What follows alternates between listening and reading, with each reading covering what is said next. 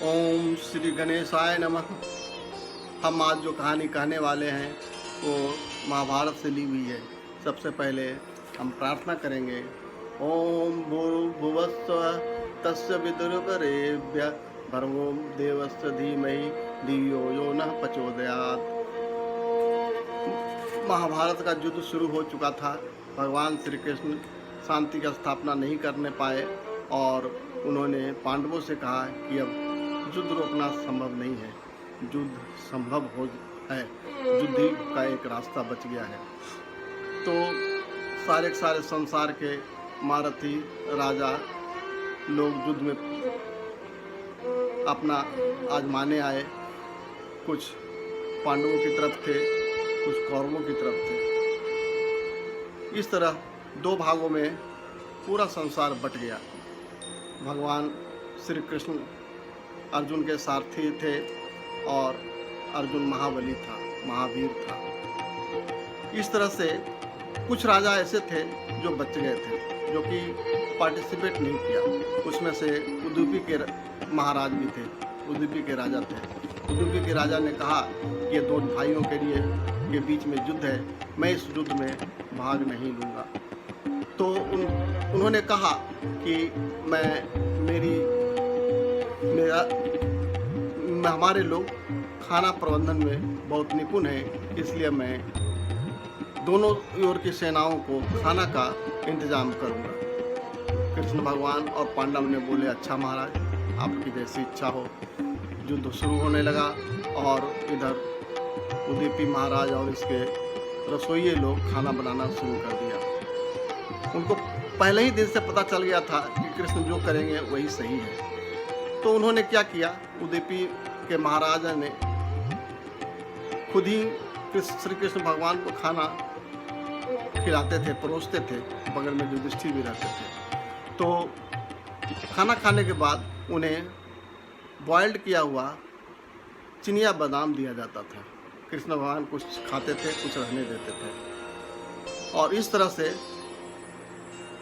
उदुपी महाराज समझ गए कि जितना बादाम खाते हैं उसके हजारों गुना सैनिक मारे जाएंगे। और वो खाना उसी तरह से दूसरे दिन के लिए प्रबंध करते थे। इसी तरह बीतता गया। एक दिन क्या हुआ कि पांडव लोग जाकर रसोइये से पूछा कि खाना बचा है या घटा है। उन्हें शक हुआ था, पता नहीं क्यों शक हुआ था। फिर रसोइये ने बोला कि महाराज, खाना न तो घटा है न तो बढ़ा है। फिर उसने उदुपी के महाराज से पांडवों ने पूछा कि आप कैसे मैनेज करते हैं कि आपका खाना न घटता है न बढ़ता है, इतना समुचित कैसे होता है। उन्होंने कहा कि श्री कृष्ण महाराज की कृपा है, श्री कृष्ण भगवान की कृपा है, श्री कृष्ण भगवान ही हमें बताते हैं।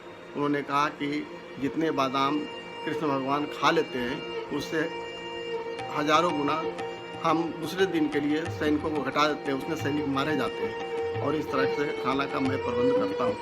इसमें कुछ दोहा है।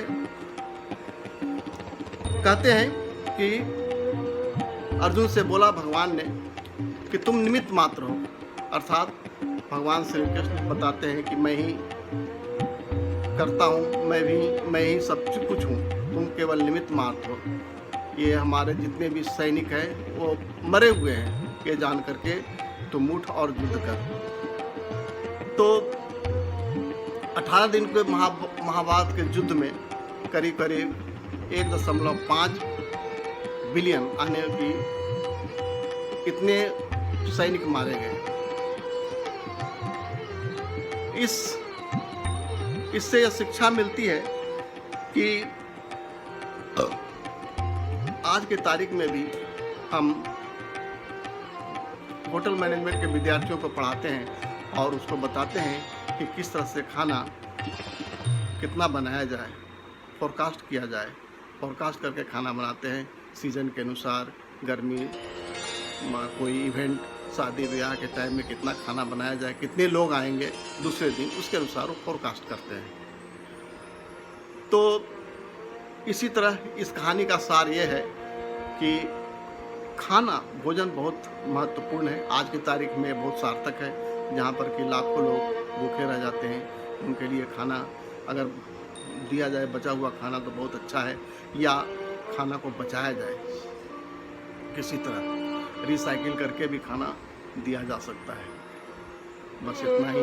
जय महाभारत, जय भारत, जय श्री कृष्ण।